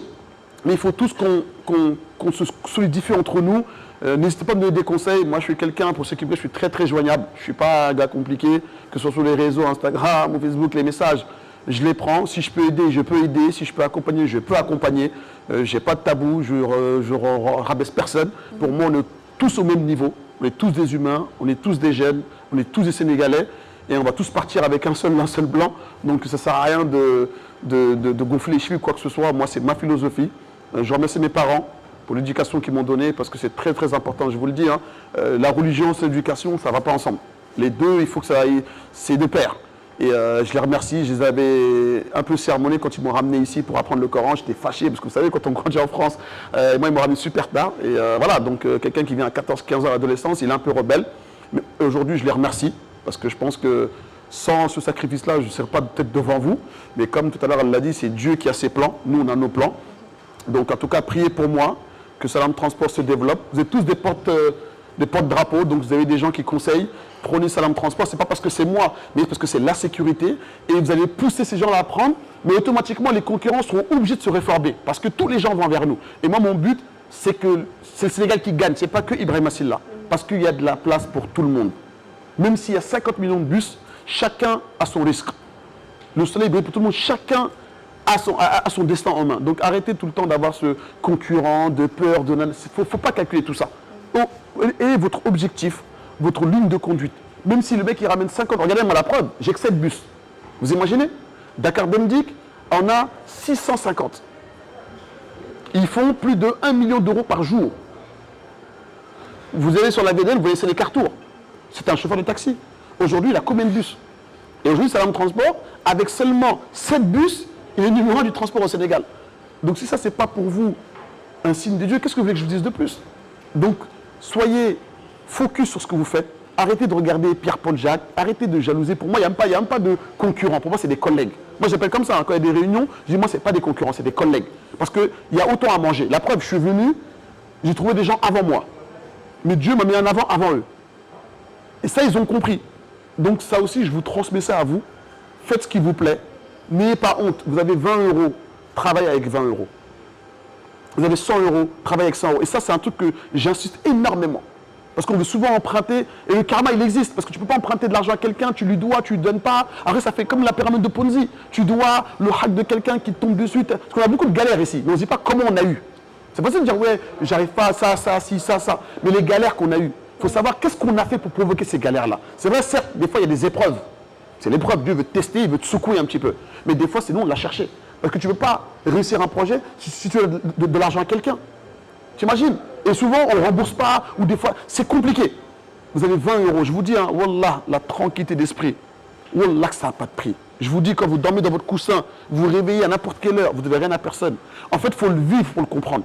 Donc, et ça, Sénégalais, malheureusement, c'est dans nos mœurs. Quand il y a la tabaski, on fait la java, on fait la fête, on dépense, on se retrouve avec rien du tout, on emprunte l'argent partout, les baptêmes, les mariages. C'est nos mœurs. Un Sénégalais, tu lui donnes 1000 francs tout de suite. Tu dis 100 000 francs demain, il va prendre les 1000 francs tout de suite. C'est nos mœurs. Et moi, le premier, je m'inclus dedans, hein, je dis pas, je m'inclus dedans. Donc, c'est à nous de changer les mentalités. On a un don, on a un cadeau, c'est qu'on vient de la diaspora. On a vu ce qu'eux n'ont pas vu. Donc, venez en toute humilité. Apportez votre savoir-faire en alliant les deux. En étant humain, comme tu as dit, faites ce que vous faites. Et puis voilà, je pense que Dieu est grand, faites vos invocations. Moi, je parle pas après pour moi, tu vois. Faites vos invocations et je vous le dis, chacun a sa destinée. Si ce n'est pas bon pour vous, c'est que ce n'est pas votre chemin. Vous pouvez être superstar dans n'importe quel domaine. Si ce n'est pas votre destinée, vous ne pourrez jamais réussir là-dedans. Donc, croyez en vous. Et voilà, donc je vous souhaite en tout cas, j'espère, hein, revoir les gens avec vos projets. Ouais. Comme je vous l'ai dit, priez pour moi, j'en ai besoin. J'ai un combat aussi, j'espère, Inch'Allah, je vais vraiment tout faire pour essayer de réussir. Quand je dis réussir, ce n'est pas pour moi, hein, parce que les réseaux sociaux, certains me voient, mais moi, je dis toujours aux gens, je ne me montre pas moi, il faut savoir ce que tu montres. Moi, pour être dans les réseaux sociaux, vous ne me verrez jamais snapper des restaurants, et je m'en fous de la mala. Moi, c'est donner de la force aux gens. Mais si vous me voyez avec les stars, les écoles, tout ça, c'est pour montrer aux gens que si moi, je suis arrivé, vous pouvez y arriver aussi. Alors que moi, je viens de Nanterre, hein, dans une banlieue, hein, je ne suis pas né à Neuilly, ni quoi que ce soit, je viens de Nanterre. Mes parents, c'était les immigrés sénégalais. Donc si moi, j'ai réussi à côtoyer ces gens-là que je voyais à la télé à l'époque, c'est que vous aussi, vous pouvez le faire. Et c'est ce que je veux que vous transmettez aux gens qui sont dans votre entourage. Croyez en ce que vous faites. Et je vous promets que vous arriverez tôt ou tard. Voilà. Magnifique, merci beaucoup. Je pense que le message est très fort et le message a été bien reçu. Donc c'est ce qui nous sommes à la fin, malheureusement, je vais dire, de cette session de discussion.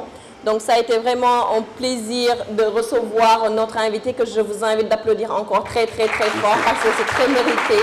Après, moi je vous dis, profitez aussi, hein, parce que ce que vous avez là, nous on n'a pas eu ça. Oui. On n'a pas eu ça, c'est pour ça que moi il y en a plein qui disent, ouais, même ceci là, tu dois te faire payer pour faire des conférences, hein, c'est vrai, mais moi c'est une passion, parce qu'en fait moi je suis en mission. Et moi ce que vous avez vécu là, moi je ne l'ai pas vécu. Nous on est arrivé tout de suite dans la gueule du loup, donc vous avez des chances d'avoir ce genre de cérémonie, des gens qui font des passes des gens, qui donnent l'expérience, et profitez un maximum, et filtrez aussi, n'ayez pas peur. Filtrer aussi, parce que ce n'est pas tout ce que la personne a dit que ça va arriver à la même chose. Mais voilà, prenez ce qui est intéressant, prenez de ce que j'ai dit, qui vous touche et qui vous concerne, et appliquez-le tout simplement. Après, il y a des choses peut-être qui ne vous concernent pas, parce que ce n'est pas le même domaine, on n'a pas la même foi, on n'a pas la même conviction, on n'a pas le même sacrifice. Après, c'est Dieu qui a le destin de chacun. Mais voilà, filtrez ce que vous avez, mais surtout, profitez de ce genre d'événement, parce qu'il n'y en a pas beaucoup. Moi, je n'ai pas connu ça. C'est pour ça que quand je vois ça, quand on m'appelle, j'y vais en mode mission parce que je me dis, il faut que je transfère ce que j'ai vécu à ces gens-là. Et franchement, je vous remercie parce que je sais que ce n'est pas évident, je sais qu'il y en a plein qui sont fatigués. Et voilà, franchement, il y en a plein qui sont déplacés, qui sont venus pour me voir aussi, d'autres qui ont pris l'avion. Et ça me touche énormément, ça me motive encore plus à réussir. Et Inch'Allah, je vous dis la vérité, il n'y a rien qui va me freiner. Donc aujourd'hui, on est là parmi vous. J'espère qu'un jour, vous me verrez vraiment à un niveau où voilà, je pourrai tous vous prendre avec moi dans le bateau. Et puis on met dans le même train et on y va. Très bien, très bien. Encore des remerciements. Applaudissez-vous, s'il vous plaît.